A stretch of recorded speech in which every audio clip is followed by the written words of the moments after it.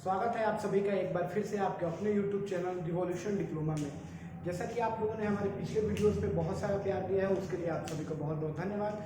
आपके और भी बहुत सारे फ्रेंड्स जो इस चैनल पे अभी तक नहीं जुड़ पाए हैं, उनको जोड़ने की कोशिश करिए और उनके साथ इस चैनल की लिंक और इन वीडियोज़ के लिंक्स शेयर करिए, जिससे ज़्यादा से ज़्यादा आपके फ्रेंड्स हमारे चैनल के साथ जुड़ सकें और हमें आपके लिए काम करने में और ज़्यादा खुशी हो सके। जैसा कि आप सभी जानते हैं कि हम लोग बना रहे थे मॉस का वीडियो, और मॉस के वीडियोज़ में हम लोग क्या कर रहे थे कि प्रॉपर्टीज़ ऑफ मैटर को दो तीन प्रॉपर्टीज़ को पढ़ चुके थे। अब हमारी बच्चे हुए जो 4-5 प्रॉपर्टीज़ जो मेन है, हम उनको कवर करेंगे और उसके बाद से आगे बढ़ेंगे। ये क्लास हिंदी की रहेगी, मॉस की यानी कि मैकेनिक्स ऑफ सॉलिड की क्लास जो हिंदी लैंग्वेज में है वो ये है। और आइए आप जल्दी से शुरू करते हैं अपना ये वीडियो। तो अपने वीडियो में आज का जो पहला टॉपिक है वो क्या है, डक्टिलिटी। आज जब हम लोग पढ़ रहे हैं वो डक्टिलिटी, यानी कि हिंदी में कहें तो ये मैटर की वो प्रॉपर्टी है तन्यता। तन्यता को बहुत सारे लोगों ने, आप लोगों में से क्या किया होगा कि बचपन में यानी कि 9th या 10th के स्टैंडर्ड में के आसपास इसको पढ़ा होगा। तन्यता मतलब मैटर की वो प्रॉपर्टी है जिसके कारण उसको क्या किया जाता है, पतले तार के फॉर्म में फोर्स लगा के चेंज किया जाता है। अगर आप लोगों ने सूती कपड़े देखे होंगे कभी भी, सूती कपड़े कॉटन के, तो कॉटन के कपड़े क्या होते हैं कि वो रेशों को मिला के बनाए गए होते हैं। जैसे मैंने ये शर्ट पहन रखी है, क्या है, रेशों को मिला करके बनाया गया है। पॉलिस्टर के कपड़े क्या है, वो अलग तरह से डिजाइन किए जाते हैं, लेकिन जो सूती वाले कपड़े होते हैं उनको आप अलग अलग करेंगे तो एक एक धागे अलग अलग हो जाते हैं। वैसे ही मान लीजिए कि अगर कोई ये मैटर है, इस पर अगर हम फोर्स लगाएं तो क्या होगा, ये पतले तार के फॉर्म में चेंज हो जाएगा। और इसी प्रॉपर्टी को मैटर के क्या कहते हैं, हम तन्यता कहते हैं। जिस गुण की वजह से ये चेंज होता है इस फॉर्म में फोर्स लगाने पे, उस गुण को कहते हैं तन्यता। और जो पदार्थ ये गुण शो करते हैं उनको कहते हैं डक्टाइल मटेरियल।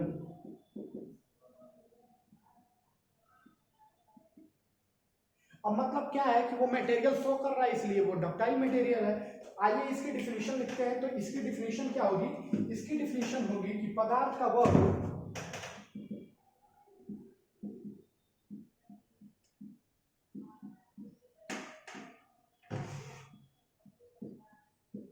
जिसके कारण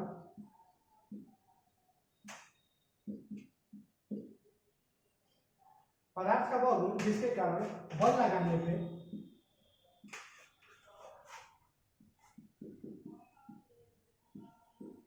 उसे पतले तारों भी लिख सकते हैं या तारे लिखिए, तारों से हो जाएगा कि आप लोग स्टार्स के बारे में सोच रहे होंगे। पतले तार के रूप में परिवर्तित किया जा सके,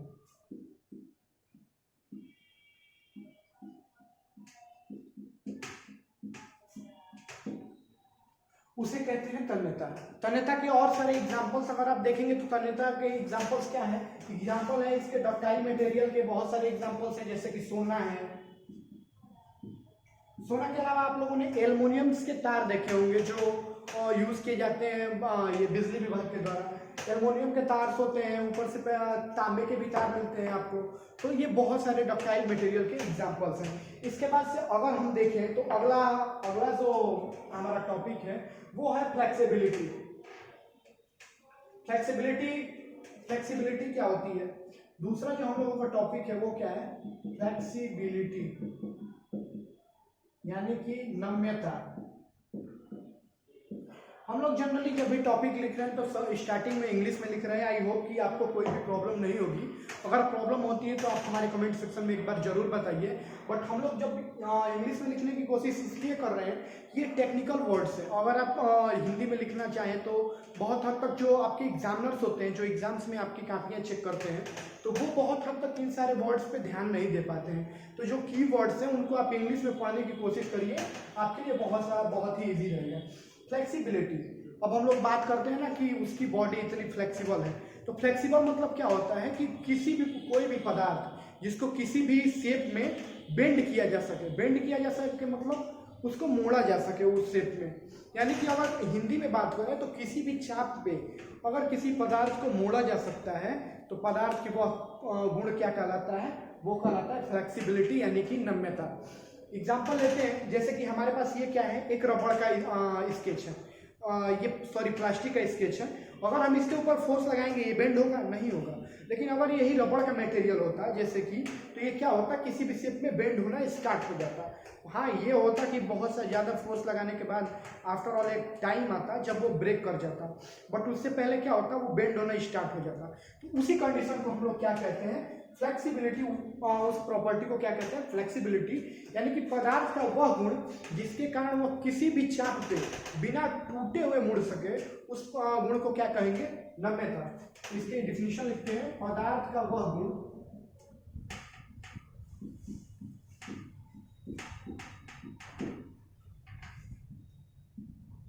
जिसके कारण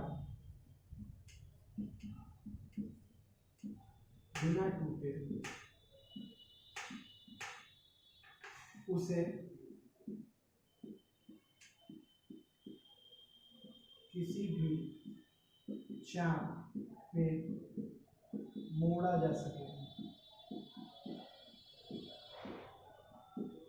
अब भैया मोड़ा जाएगा तो क्या होगा, बल लगा के ही होगा। अगर आप यहाँ पे जिसके कारण उसे उस पे बल लगा के,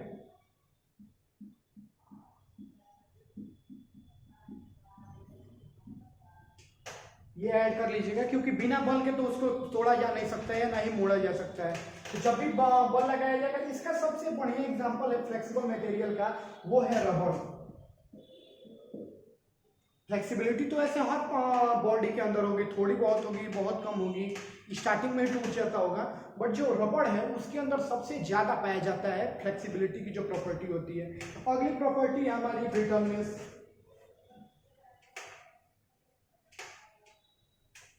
अगली जो हमारी प्रॉपर्टी है वो है ब्रिटलनेस, भंगारुकता। अब ये प्रॉपर्टी क्या प्रॉपर्टी है, भंगारुकता वो प्रॉपर्टी है जब भी अगर हम किसी भी बॉडी पे फोर्स लगाना स्टार्ट करें तो वो क्या करे, शुरुआती वाले स्टेज में उसमें कोई भी परिवर्तन ना हो, बल लगाएं और वो तुरंत एकाएक ब्रेक हो जाए। इसका मतलब एक एग्जांपल से समझते हैं, जब भी आप कांच के ग्लास लेते हैं, अब कांच के ग्लास आपके घर में पड़े होंगे या फिर चीनी मिट्टी वाले कप होंगे जो जिसमें आप चाय पीते हैं, उनमें क्या है, आप बल लगाएंगे जब भी कभी तो हल्का बल लगाने पे उन पे कोई डिफॉर्मेशन नहीं होगा, लेकिन जैसे उन पे फोर्स आप ज़्यादा लगा दिए तो वो तुरंत क्या होगा, ब्रेक हो जाएगा।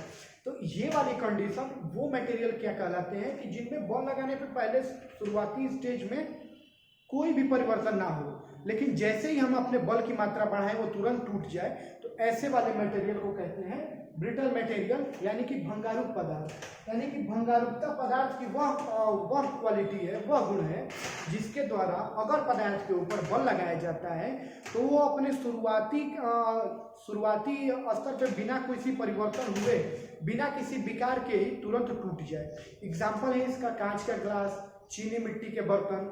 फिर आइए लिखते हैं पदार्थ का वह गुण, ये आगे वाला छोड़ देता हूं, लिख देता हूं जिसके कारण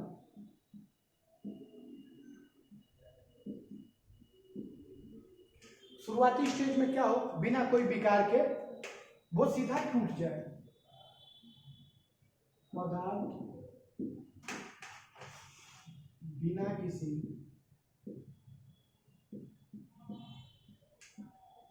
विकार के बल लगाने पे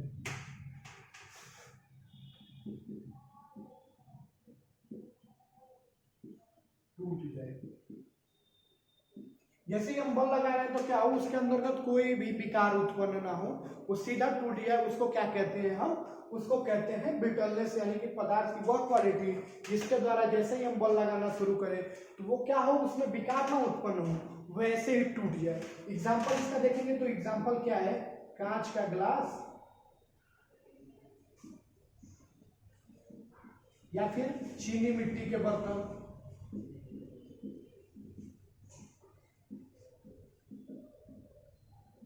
इसके बहुत अच्छे एग्जांपल्स हैं, चीनी मिट्टी के बर्तन और कांच के ग्लास। अब आते हैं हमारी जो अगली प्रॉपर्टी है इसके बाद वाली, वो है हमारी प्रॉपर्टी हार्डनेस।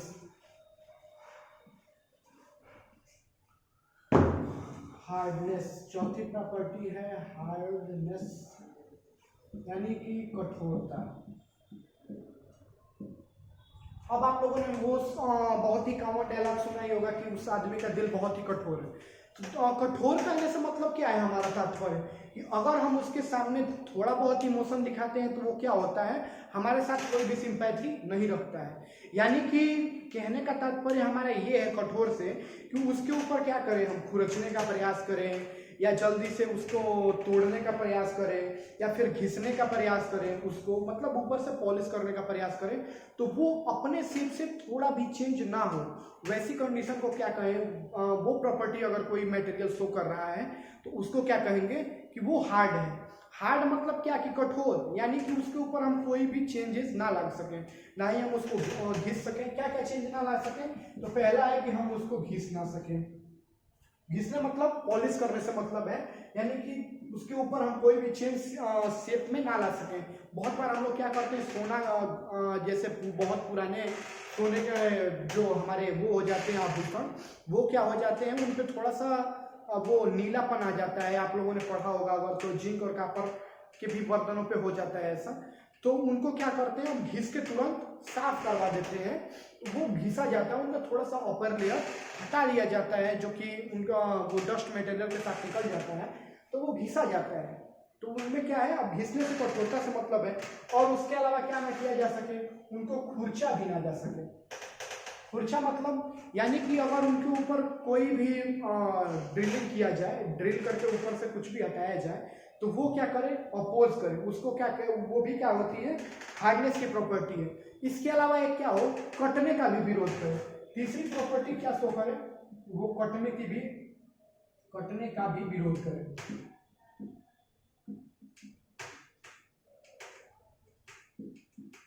अगर इतनी प्रॉपर्टी शो करता है कोई भी मटेरियल, तो वो क्या होगा, हार्ड मटेरियल होगा।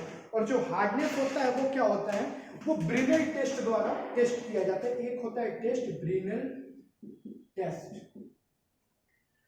इस टेस्ट के द्वारा क्या किया जाता है, ब्रिनेल टेस्ट के द्वारा किसी भी मटेरियल के हार्डनेस को चेक किया जाता है कि वो कितना हार्ड मटेरियल है। अब इसके द्वारा, इसका अगर लिखना हो हमको डिफिनेशन, तो हम क्या लिखेंगे कि पदार्थ का वह गुण जिसके द्वारा, लिख लेते हैं यहाँ पे, पदार्थ का वह गुण आप खुद लिख लेना, आगे का लिखते हैं जिसके द्वारा वह अपने ऊपर खुरचे जाने,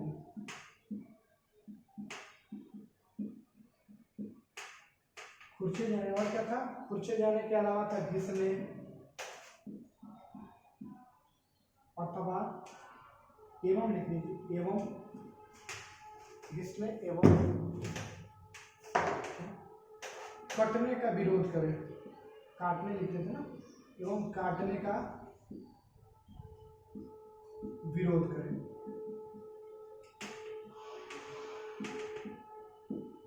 और इसको टेस्ट करने के लिए हम क्या करते हैं, ब्रिनेल टेस्ट करते हैं, जिसके द्वारा हमको ये पता चलता है कि मेटल की किसी भी मटेरियल की हार्डनेस कितनी ज्यादा है। अब इसके बाद से आते हैं, हमारा जो अगला टॉपिक है वो टॉपिक थोड़ा सा इससे ही रिलेटेड है, बहुत ही ज्यादा डिफरेंस नहीं है, बट थोड़ा सा ही अंतर है। जनरल भाषा में तो हम बहुत बार अंतर भी नहीं करते हैं। हम लोग क्या सुनते हैं, अगर टफ सुन लेते हैं तो हम लोग ये मानते हैं कि टफ और हार्डनेस एक ही चीज है, बट क्या है, ये जो है टफनेस है वो थोड़ी अलग चीज है।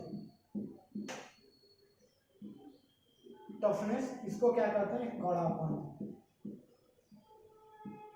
अब कड़ापन क्या है, अगर आप लोगों ने जहाँ बर्फ कभी देखी हो, बर्फ जो हम लोग फ्रीज में भी जमा लेते हैं, बहुत सारे लोगों ने तो देखी होगी, बहुत ही कम लोग ऐसे होंगे जिन्होंने बर्फ नहीं देखी होगी आज तक। तो बर्फ देखी हो तो उसके अपर लेयर को जब हम प्रेस करते हैं, बचपन के दिनों में जब करते थे, तो हम लोग क्या कहते थे, ये तो प्रेस नहीं हो रहा, बहुत कड़ा है। यानी कि वहीं अगर हम लेते हैं एक और एग्जांपल, अगर हम रुई लेते थे बचपन के दिनों में, रुए के गद्दे भी लेते थे, तो उस टाइम क्या होता था, तो उनको अगर हम प्रेस करना शुरू करें तो वो तुरंत क्या होते थे, प्रेस हो जाते थे। तो हम लोग क्या कहते थे, बहुत सॉफ्ट है, बहुत मुलायम है। और इसको क्या कहते थे, जो बर्फ नहीं प्रेस होती थी, कि बहुत कड़ा है। कड़े से कहने का मतलब क्या है कि कड़े वाले पदार्थ वो पदार्थ होते हैं जो शुरुआती स्टेज में हम बल लगाए तो वो तो हार्ड की तरह विरोध करें, लेकिन ऐसी कंडीशन आ जाए कि जब ज्यादा बल लगा दें तो वो टूट जाए। एग्जाम्पल है वही बर्फ, जैसे कि मैं कह रहा था कि जब टूटने से पहले झटकों का विरोध करे वैसे मटेरियल को क्या कहते हैं, वैसी प्रॉपर्टी अगर कोई मटेरियल शो करे तो उसको कहते हैं टफ मटेरियल। यानी कि पदार्थ का वह गुण जिसके द्वारा वह टूटने से पहले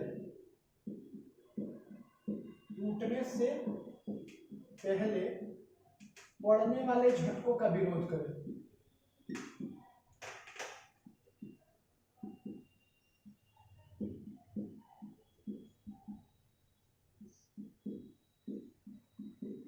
अब क्या है, जैसे कि हम जैसे ही फोर्स लगाना स्टार्ट करते हैं उसके अंदर क्या होती है, एक अपोजिंग फोर्स जनरेट होती जाती है। अगर आप लोग जनरली फिजिक्स की भाषा में कहें तो कि Newton's third law of motion क्या होता है, लॉ ऑफ एक्शन रिएक्शन, जिसके द्वारा अगर हम इसके ऊपर बल लगा रहे हैं तो ये भी हमारे ऊपर तो बल लगा ही रही होगी, एक opposing force equal and opposite.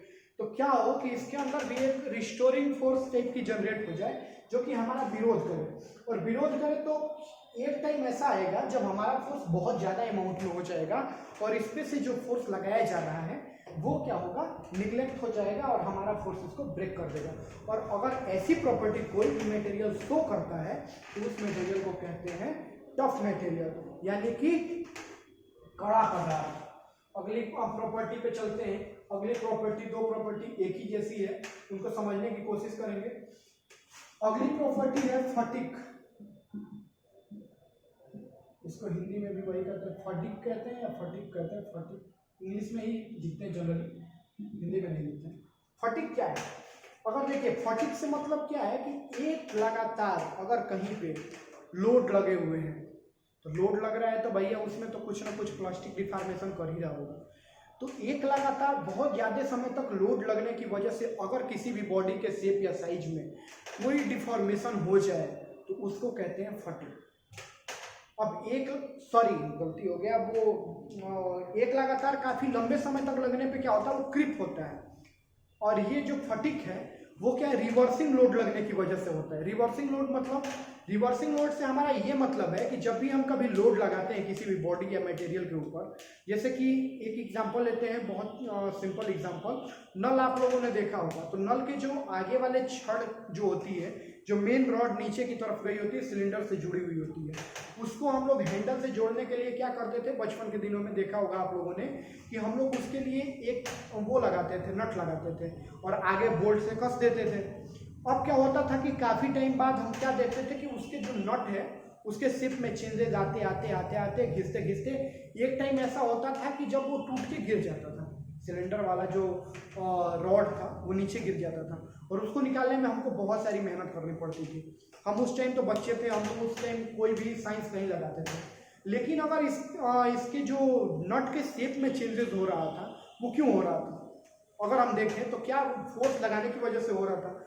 और फोर्स लगाने की वजह से इसलिए हो रहा था कि कभी जब बच्चे चलाते हैं, छोटे बच्चे, तो वो तो क्या कभी कभी तो छोटे बच्चे उस पर एकदम झूल के चलाने लगते हैं क्योंकि वो ज़्यादा फोर्स अप्लाई नहीं कर सकते। और जो उनसे बड़े लोग हैं, जैसे कि मान लीजिए मैं हूँ या मुझसे बड़े कोई ज़्यादा वेट वाले इंसान अगर वहाँ पे लगाने लगे फोर्स तो वो क्या और जोर से दबाएंगे। यानी कि एक जनरल एग्जांपल लेते हैं कि अगर बच्चा दबाता है किसी भी नल को 5 न्यूटन के फोर्स से और नल को दबने के लिए क्या चाहिए, 4 न्यूटन फोर्स चाहिए।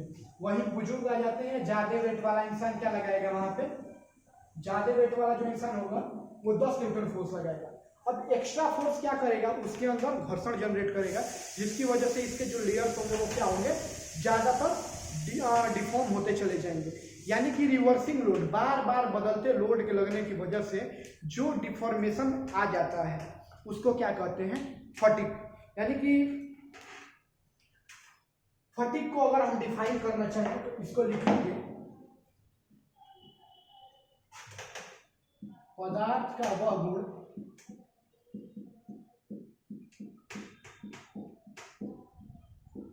जिसके कारण बार बार लोड लगने, बार बार यानी कि रिवर्सिंग लोड लगने की वजह से, लगने के कारण पदार्थ की, और पदार्थ की भैया क्या हो, प्रतिरोधकता, यानी कि जो रेजिस्टिविटी है उसमें कमी आ जाए। प्रतिरोधकता में कमी आ जाए या वह टूट जाए,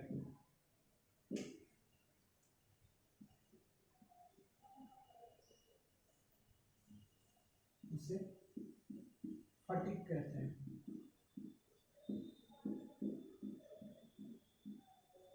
इसका एग्जांपल मैंने अभी आप लोगों को बहुत अच्छे से समझाया। क्या है, नल, और नल को चलाने के लिए जो उसमें लगाए जाते हैं, वो जो बोल्ट लगाए जाते हैं, वो क्या है, फटीग के बहुत अच्छे एग्जांपल्स हैं। इसके अलावा हमारा जो लास्ट प्रॉपर्टी है वो क्या है, वो है क्रिप। हमारा जो लास्ट प्रॉपर्टी है वो क्या है, क्रिप। क्रिप जो है हमारा लास्ट प्रॉपर्टी है। क्रिप से हमारा तात्पर्य क्या है? क्रिप से जैसे कि हम लोग क्या देखते हैं कि आप लोगों में से बहुत सारे लोग जिनके घर बहुत पुराने होंगे, उन्होंने क्या देखा होगा कि उनके घर में जो पंखे लगाए गए होते थे पुराने जमाने के, वो बहुत दिनों तक तो वैसे ही रहे, 20, 25, 30 साल।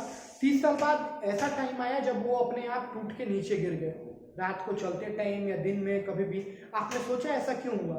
ऐसा इसलिए हुआ क्योंकि वहां पे क्या था कि जनरली हम हरदम क्या था कि वहां पे लटके हुए थे। वो क्या थे, ऊपर से सस्पेंडेड थे, यानी कि लटके हुए थे।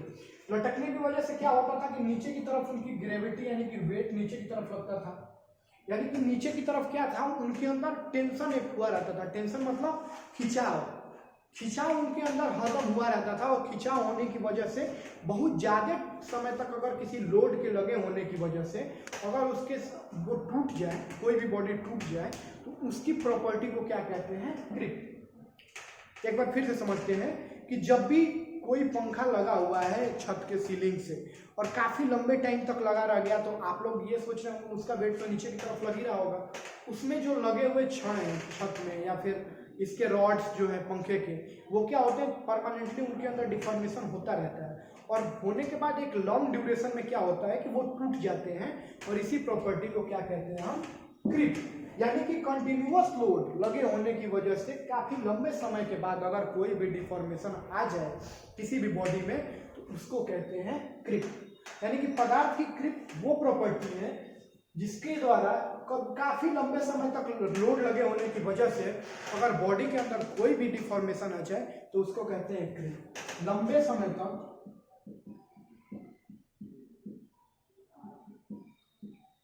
लोड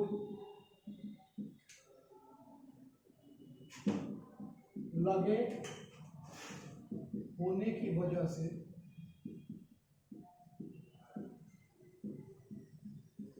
पदार्थ के अंदर परमानेंटली डिफॉर्मेशन, इसको आप हिंदी में लिख सकते हैं, परमानेंटली डिफॉर्मेशन हो जाएगा। अस्थाई डिफॉर्मेशन को क्या कहते हैं, और अस्थाई डिफॉर्मेशन आ जाए, यानी कि अस्थाई परिवर्तन आ जाए, परिवर्तन लिख लीजिए, यानी कि टूट जाए, तो उसे कहते हैं, उस प्रॉपर्टी को कहते हैं क्रिप। यानी कि क्रिप वो प्रॉपर्टी है, एग्जांपल्स अभी जैसे मैंने दिया कि वो क्या है, पंखा और सीलिंग्स, यानी कि वो प्रॉपर्टी जिसकी वजह से कंटिन्यूअसली लगे होने की वजह से, काफी लॉन्ग ड्यूरेशन में लगे होने की वजह से अगर किसी भी बॉडी के शेप में कोई भी परिवर्तन आ जाए तो उसको क्या कहते हैं, क्रिप। अब इसके बाद से हमारा जो आज का जो टॉपिक्स था वो प्रॉपर्टी वाला तो हमने कवर कर लिया। अब क्या बच गया है, अब बच गया है हमारा एक लास्ट टॉपिक इस चैप्टर का, वो टाइप ऑफ बॉडी है। बॉडी यानी कि पिंड के प्रकार, पिंड।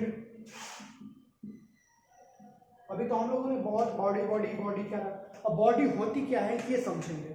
अब बॉडी क्या होती है, आप लोगों ने देखा होगा जनरली अपने आसपास तो कितनी तरह की आपको बॉडियां दिखाई देती हैं, यानी कि कितनी तरह के पिंड दिखाई देते हैं। आप जनरली क्लासिफाई करते हैं, एक तो आपको दिखाई देती होंगी जो बहुत कठोर होंगी, बहुत कठोर होती हैं बॉडियां, जैसे ईंट है, भट्ठे हैं, ईंट है, घर है, दीवार है, सीमेंट है, बालू है, वो क्या है, उनको आप जनरली तोड़ नहीं सकते, वो क्या हो जाती हैं, वो हो जाती है रिजिड बॉडी, यानी कि दृढ़ पिंड, दृढ़ पिंड। एक हो गई। अब दूसरी आपको ऐसी दिखाई दे रही होगी जिसको आप अगर बल लगाते हैं तो फैल जाती है और छोड़ देते हैं तो फिर सिकुड़ जाती है, यानी कि दूसरी आपको कैसी हो गई, इलास्टिक बॉडी, यानी कि उसकी प्रत्यास्था पिंड, यानी कि इलास्टिक बॉडी, प्रत्यास्था। ये दूसरी कैटेगरी हो गई, यानी कि वो बॉडी हुई, ये बॉडी जिनके ऊपर आप जब भी बल लगाते हैं, जैसे रबड़ या रबड़ से बने हुए जितने भी मटेरियल्स हैं, या फिर चारकोल आप देख रहे होंगे, ऐसे मटेरियल जिनके ऊपर हम जैसे ही बल लगाते हैं वो क्या होते हैं, फैल जाते हैं, और जैसे बल हटाते हैं वो सिकुड़ जाते हैं, तो वो दूसरी कैटेगरी के अंदर आते हैं। और तीसरी होती है प्लास्टिक बॉडी। जैसे बॉल लगाए वैसे ही तो बढ़ तो गई, इसको हिंदी में भी लिखेंगे तो प्लास्टिक पिंड ही लिखेंगे, इसके लिए मैंने इंग्लिश में ही यूज किया है। प्लास्टिक को तो हिंदी में प्लास्टिक ही कहते हैं, कुछ दूसरा तो कहते नहीं है। अगर कुछ दूसरा कहते हैं तो आप कमेंट करके बताइए कि प्लास्टिक को हिंदी में दूसरे शब्दों में क्या कहते हैं। ऐसे तो जनरली प्लास्टिक ही कहते हैं। प्लास्टिक पिंड, अब इसको समझने की कोशिश करते हैं। दृढ़ पिंड यानी कि रिजिड बॉडी, आप लोगों ने बहुत सारा इसका जो डिफिनीशन होगा बहुत बार रटा होगा, रटने की जरूरत नहीं है, आप जनरली इन जनरल टर्म्स अपने आसपास देख के समझ सकते हो। अगर आप समझने की कोशिश करोगे, कभी भी अपने आसपास आंसर ढूंढने की कोशिश करोगे, तो आपको क्या होगा कि कभी आपको दिक्कत नहीं महसूस होगी एग्जाम्स देने में या एग्जाम्स के टाइम में, या फिर एग्जाम्स के टाइम में आपको फियर नहीं होगा कि अरे मैंने तो ये वाला डिफिनीशन पढ़ा था, अब क्या होगा। जैसे कि मान लीजिए कि आप कई बार रट के जाते होंगे एग्जाम्स में, और उसी टाइम आपका दोस्त पूछ दे, अरे यार वो क्या होगा, उसका फॉर्मूला क्या होगा, ये किसी भी चीज का पूछ रहे, फोर्स का फार्मूला क्या होगा, m×a है कि a² है। अब तो भाई साहब आप रट के गए हो और पूरा डेरिवेशन रट के गए हो, चेंज इन मोमेंटम के फॉर्म में, मान लो न्यूटन सेकंड लॉ रट के गए हो आप। अब तो यार आप सोचने लगोगे यार F = m×a होगा या F = m×a² होगा, आप उसी में कंफ्यूज हो जाओगे। लेकिन अगर आप किसी भी चीज को जनरली अपने आसपास से रिलेट करके जाते हो तो आपको कभी भी रटने की जरूरत नहीं पड़ेगी, आपको कभी भी दिक्कत घबराहट नहीं होगी। वो भी पूछने आएगा, आप कहोगे चल हटने यार, मैं तो ऐसे ही सोच लूंगा जब आएगा तब, ऐसे ही सोचते हैं। दृढ़ पिंड, दृढ़ पिंड से वो आशय है हमारा कि जैसे कि हम किसी भी बॉडी पे जब भी फोर्स लगाए तो वो क्या करे कि फोर्स लगने पे उसमें कोई चेंज ही ना हो। जैसे कि मान लीजिए कि एक लड़का है क्लास का जो सबसे आवारा लड़का होगा, टीचर उसको चेंज करने की पूरी कोशिश करते हैं अपनी तरफ से, बार बार उसको पढ़ाने की कोशिश करते हैं, बार बार उसे समझाने की कोशिश करते हैं, पर वो क्या करता है, वो सुधरता ही नहीं है। वो मतलब एक जनरली एग्जाम्पल्स नहीं होती है वो कुत्ते की पूंछ वाली, वही वाली हाल है। मतलब दृढ़ पिंड वो पिंड है जिनके ऊपर आप कितना भी बल लगा लो, उनके शेप साइज में कुछ किसी में भी आप चेंज ला ही नहीं सकते हो। तो मतलब वो पिंड जिनके ऊपर हम कितना भी बल लगा लें पर उसमें परिवर्तन नगण्य हो, यानी कि 0 शून्य परिवर्तन हो, हम उसमें कुछ चेंज नहीं ला सकते, अंत में आप ही हार मान जाओगे। तो ऐसे पिंड को क्या कहते हैं, दृढ़ पिंड, जिनमें परिवर्तन क्या हो, जिनमें परिवर्तन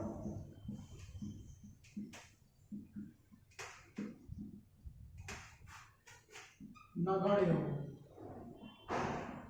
यानी कि शून्य हो। अब एग्जाम्पल भैया, एग्जाम्पल तो ऐसे आप देखोगे तो प्योरली रिजिड बॉडी बनी ही नहीं है पूरे वर्ल्ड में, ऐसी कोई भी बॉडी नहीं है जिसके ऊपर आप बल लगाओगे तो वो सही नहीं होगा। एज एग्जाम्पल्स की आपने जिस लड़के की बात करी ना, वो भी कभी ना कभी सुधर ही जाएगा। तो ऐसी बात नहीं है कि कोई भी बॉडी प्योरली रिजिड बॉडी बनी हुई है, तो प्योरली रिजिड बॉडी एग्जिस्ट ही नहीं करती पूरे यूनिवर्स में। तो लेकिन ये ऐसा भी नहीं है कि रिजिड बॉडी नहीं है, बट क्या है, एज कंपेयर टू हम देखते हैं कि दूसरी बॉडियों के कंपेयर में क्या है, ये वाली बॉडी रिजिड है। जैसे कि आप क्या देखोगे कि ईंट क्या है, रिजिड है, बट उससे रिजिड आपको क्या मिल जाएगा, पहाड़ी क्षेत्रों में जैसे ही आप जाओगे आपको उससे भी रिजिड पत्थर मिल जाएंगे, यानी कि उससे भी ऐसे पत्थर मिल जाएंगे जो उसके इतनी आसानी से भी नहीं टूटेंगे। तो ऐसा क्या कहते हैं कि रिजिड बॉडी वो बॉडी है जिनमें बल लगाने पे परिवर्तन क्या हो, नगण्य हो, यानी कि 0 हो, उनको हम चेंज ही नहीं कर सकते। ऐसी बॉडी को क्या कहते हैं, रिजिड बॉडी। अब दूसरा आता है भैया इलास्टिक बॉडी। इलास्टिक बॉडी क्या है, इलास्टिक बॉडी मतलब समझने की कोशिश करते हैं, अपने फिर से उसी क्लास में आते हैं। क्लास में आते हैं तो 2-4 बच्चे ऐसे होते हैं जो कि उसी आवारे लड़के के साथ रहते हैं, लेकिन क्या होता है जैसे टीचर को देखते हैं वो क्या करते हैं, एकदम शरीफ होने का नाटक करने लगते हैं, एकदम ऐसे बिहेव करेंगे जैसे उनसे अच्छा और संत लड़का कोई है ही नहीं। तो वो क्या है, वो इलास्टिक बॉडी के अंतर्गत आते हैं। यानी कि जैसे ही फोर्स को देखा तो क्या मतलब जैसे फोर्स लगाया गया वो क्या हुए, अपने परिवर्तन अपने शेप और साइज में तुरंत परिवर्तन कर लिए और ऐसा लगने लगा कि हाँ वो फैल गए हैं। लेकिन जैसे ही फोर्स हटाया, यानी कि जैसे ही टीचर गए क्लास से बाहर, फिर वो क्या करे, अपने फिर से वही ओरिजिनल शेप और साइज में आ गए। यानी कि फिर उसी लड़के के साथ रहने लगे और फिर उसके जैसा ही व्यवहार करने लगे। तो उसको क्या कहते हैं, इलास्टिक बॉडी। यानी कि जब भी इलास्टिक बॉडी की प्रॉपर्टी क्या है, जब भी इसमें बल लगाया जाए, तो क्या करें, शेप और साइज यानी कि आकार और आकृति दोनों में परिवर्तन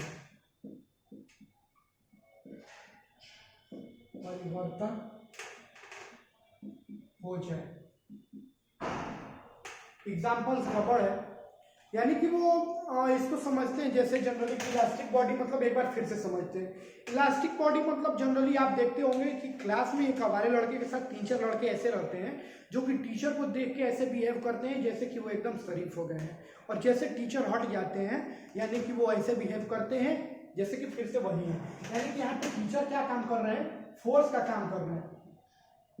टीचर के किसका काम कर रहे हैं भैया, फोर्स का काम कर रहे हैं। यानी कि जैसे इसके ऊपर फोर्स लगा तो ये क्या हो गया, बढ़ के इसका शेप हो गया इतना, फोर्स अभी भी लगा हुआ है, और जैसे फिर से फोर्स हटा लिया गया फिर ये आ गया इसी शेप। यानी कि वो बॉडी जिसके ऊपर फोर्स लगाने पे उसके शेप और साइज में चेंजेस आ जाए वैसी बॉडी को कहते हैं इलास्टिक बॉडी। अब तीसरी आती है भैया इलास्टिक नहीं प्लास्टिक बॉडी। अब आती है भैया प्लास्टिक बॉडी। प्लास्टिक बॉडी क्या होती है, प्लास्टिक पिंड या प्लास्टिक बॉडी वो होती है जिसके ऊपर जैसे ही हम फोर्स लगाएं उसके शेप में तो भैया चेंजेस आ जाए तुरंत। जैसे हमने फोर्स लगाया इसके ऊपर, ये बढ़ के हो गया भैया इतना बड़ा, अभी फोर्स लगा हुआ है। लेकिन अगर हम फोर्स फिर से हटा लें तो भी क्या हो, वो फिर से अपने शेप में ओरिजिनल में ना जाए, यानी कि उसके अंदर परमानेंटली चेंज आ जाए, अस्थायी रूप से उसके अंतर्गत क्या हो, परिवर्तन हो जाए। ऐसी बॉडी को कहते हैं प्लास्टिक बॉडी। यानी कि वो लड़का जो उन्हीं के साथ रहता था, लेकिन अगर एक दिन टीचर ने 2 दिन 3 दिन 4 दिन या 10 दिन समझाया टीचर ने, तो वो क्या करने लगे, वो पढ़ने वाले लड़कों के साथ रहने लगे या फिर अपनी पढ़ाई शुरू कर दे, अपने बारे में सोचने लगे। तो ऐसे लड़के को क्या कहेंगे कि वो प्लास्टिक बॉडी है। प्लास्टिक बॉडी माने कि जिसके ऊपर बल लगाने पे क्या हो, ऐसा कि जिसके ऊपर बल लगाने पे, ऊपर ही लिख लेते हैं इसको, प्लास्टिक बॉडी को ऊपर ही लिखते हैं प्लास्टिक बॉडी।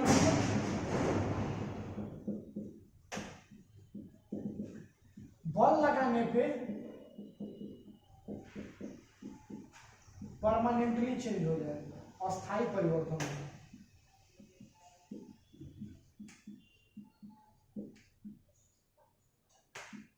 अस्थायी परिवर्तन लाने का मतलब क्या है कि जो उसका शेप और साइज है वो अस्थायी रूप से बदल जाए। अगर हम फिर से फोर्स को हटा लें यानी रिकवर कर लें तो भी वो फिर से अपने ओरिजिनल शेप और साइज में ना जाए। तो ऐसी प्रॉपर्टी को कहेंगे हम प्लास्टिक बॉडी या प्लास्टिक बॉडी की प्रॉपर्टी। इसका एग्जांपल्स है प्लास्टिक, आपने जनरली देखा होगा, थर्मोकोल प्लास्टिक या और सारे प्लास्टिक्स हैं, पाइप्स हैं, प्लास्टिक के बने हुए मटेरियल्स हैं।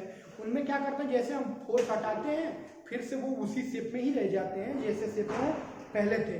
आज का वीडियो हमारा यहीं तक था। आपको वीडियो देखने के लिए आपका बहुत बहुत शुक्रिया। अगर आप हमारे चैनल पर नए हैं तो हमारे चैनल को सब्सक्राइब करिए, अपने और दोस्तों के साथ शेयर करिए, जिससे कि हमें और भी सारे वीडियोस बनाने में आसानी मिले। कल जब हमारा नया सेशन होगा तो नए सेशन में हम फोर्स और फोर्स के बाद फोर्स के एनालिसिस के बारे में पढ़ेंगे। बहुत बहुत धन्यवाद आप सभी का।